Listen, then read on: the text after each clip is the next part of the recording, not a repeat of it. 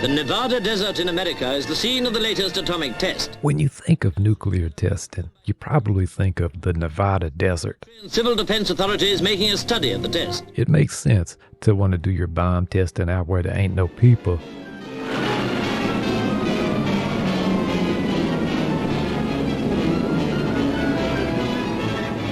So the desert has a long-standing tradition in the relatively short history of the atomic bomb. But today we're going to look at some sneak underground nuclear testing. What you mean sneaky, Crafsman? Well, I'm talking about paranoia with Russia, but we'll get into that. First, let's take a little trip down south to the land of the pines and talk about why in the world did the government blow up atomic bombs in South Mississippi. Before affixing his signature to the... After 9 years of negotiations, the United States, the Soviet Union, and other countries signed a limited nuclear test ban treaty. History is made again in an historic room of the White House as leading members of the Congress and the administration gather for the signing of the momentous nuclear test ban treaty. This was in 1963, and what it basically did was prohibit any nuclear weapon test explosion in the atmosphere beyond its limits, including outer space or underwater, including waters of high seas. Basically, the treaty addressed just about everything except underground testing because of disagreements over how to verify that nations were not testing weapons underground. In even more basic English, the governments weren't sure they could monitor underground testing, so they didn't even address it. In the meantime, the United States was suspicious that Russia may be doing underground testing and getting away with it. How is that? Well, the government got the idea that conducting a nuclear test inside a large cavity could mask the true explosive yield from seismic detectors. Setting off an atomic bomb like this under normal conditions would register seismically at a long distance, allowing other countries to basically tell when you're testing and to approximate the magnitude that you're using. However, that's not the case if you set your atomic bomb off underground in a salt deposit. Basically, Russia might be blowing up nuclear bombs in underground salt domes and getting away with it, so let's do that ourselves to verify it, you know. And they were trying to figure out what Russia was doing. They had boats at sea that would pick up the blast, and they could measure, they knew the intensity of the blast here. So they figured that way they could figure where Russia was doing and what Russia was doing, even if it was underground. The nuclear detonation vaporized the surrounding rock, creating a giant cavity and fracturing the formation in all directions. Salt, it does have some properties that are useful for this. So they were sort of interested in that. Mississippi was known, Louisiana is known really for its salt domes. They were just beginning to develop them pretty extensively. This testing would be known as Project Dribble and would lead to not one, but multiple atomic tests and non-atomic explosions. The first bomb, called Salmon, was 5 kilotons. To give you some perspective, this was 1/3 the size of the 1945 Hiroshima bomb.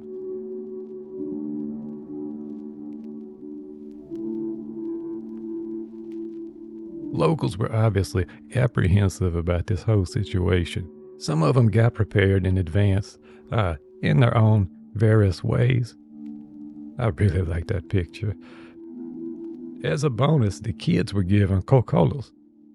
In the South, we don't have like pop or soda. We have Coke. Okay, it's like, do you want a Coke? Yeah, what kind of Coke you want? Dr. Pepper, Sprite.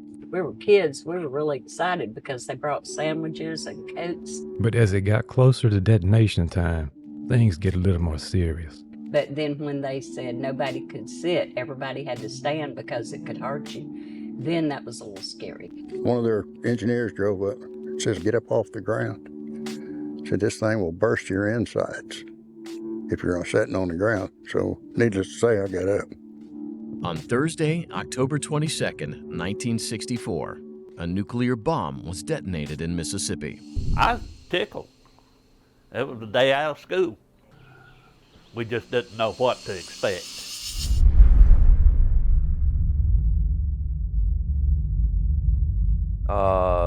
Shockwave from the blast would be no more than if you jumped off a curb. Boy, were they wrong. The blast was unlike anything anyone in that area had ever experienced. And when I say that area, bear in mind, the blast was felt as far out as 30 miles away. It was pretty flat out there, and you could see it when it started coming, the ground rising. It looked like waves of coming towards you. And that just rolled.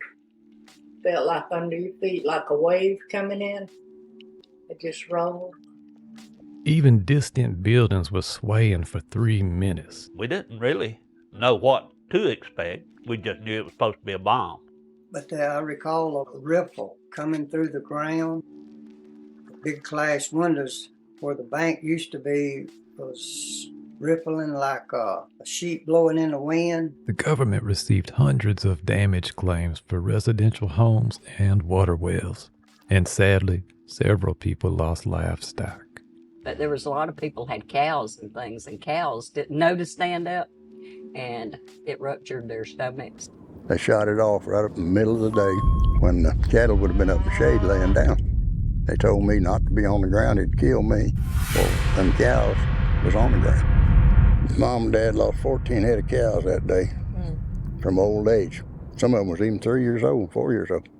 Okay. But they were old, lost from old age according to the government. What a shame. 2 years later, in 1964, a second bomb was set off with a .38 kiloton yield. Locals say this one was felt as far as 2 miles away.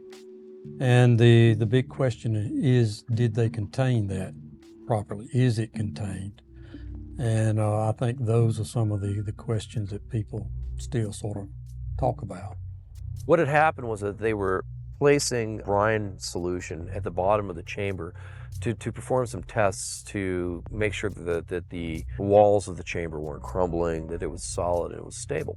And some of this brine flashed over into steam, and it burst up through the ground like a gusher, like a geyser, and it irradiated several workers. But it was during those drillback operations that radioactive materials came to the surface. The government buried some of the waste near the surface, and they later admitted that that was hot.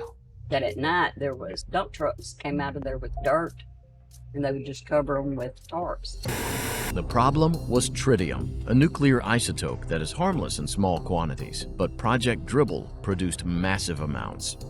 My uncle worked over there a little bit, and he said he found this really warm stream, and he said a lot of fish in it.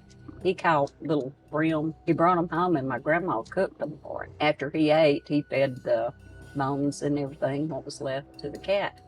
A few months later, and I can't tell you how long, my uncle got cancer in his stomach, and the cat got a big cancer on its lip, and they both died about the same time. When we complained to the government, you lied to us. You had us take students down into this area. And I said, furthermore, we found out there's a whole bunch of vents going down to the chambers that we put Geiger counters over, and they went red hot. I said, we even got our hands back so quick. It was like getting 20 x-rays in the head. We've always done testing in the area to see if there was risk.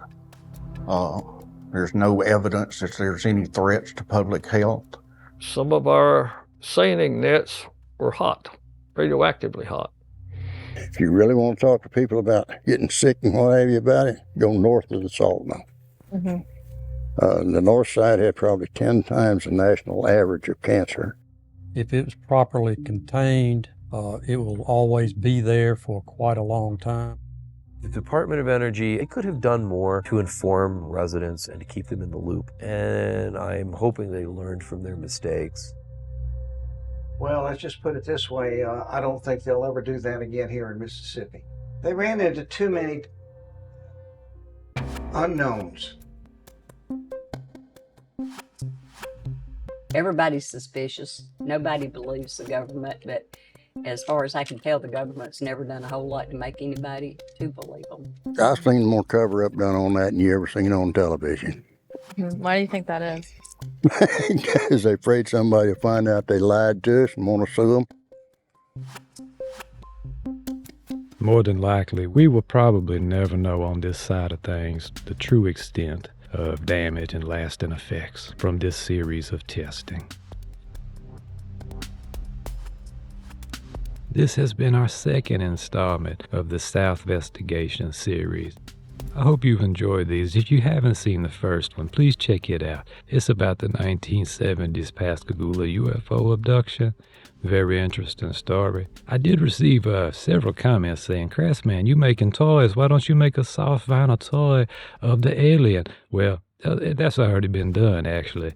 But I've heard personally a lot of stories. Salamanders with an extra tail, extra arms, or just all kinds of crazy things. That was actually the inspiration for this soft vinyl toy mold right here, which, to be honest, we had this made about a year ago, so we're excited to finally have this. I'll try to get a better shot of it. I'm trying to talk and do this. And here's what those look like. Really pleased with this. My daughter designed the character, and my friend Motley Miss Creation sculpted it, and could not be more pleased with it. Looking forward to pulling some more of these, but it's going to take me a while. It's literally just one at a time, okay? So, yeah, he's got a nuclearized tail right there in the tradition of Japanese kaiju, but as a nod to the Tatum Saw Dome. But I'm much more excited to announce my wife's got a little YouTube channel called Southern Critters. We like the animals around here, and we got boo-koodles of them. So we said, let's share that with our people, with y'all. Please consider subscribing and supporting that endeavor. I'm really proud of my wife doing that, and yeah, we like the animals. Well, I hope y'all enjoyed that one. I hope it was informative. Please consider sharing this. As I've said in previous videos, I've had a lot of issues getting anybody to see my videos lately. Even my own subscribers have no idea that I'm making videos, and that is discouraging, to say the very least. So thank you to everyone who's supporting us on Patreon, who's thumbsing it up, who's clicking, who's commenting, who's sharing. We really do appreciate y'all so much. Until next time, I love y'all. And keep on a steadily crafting.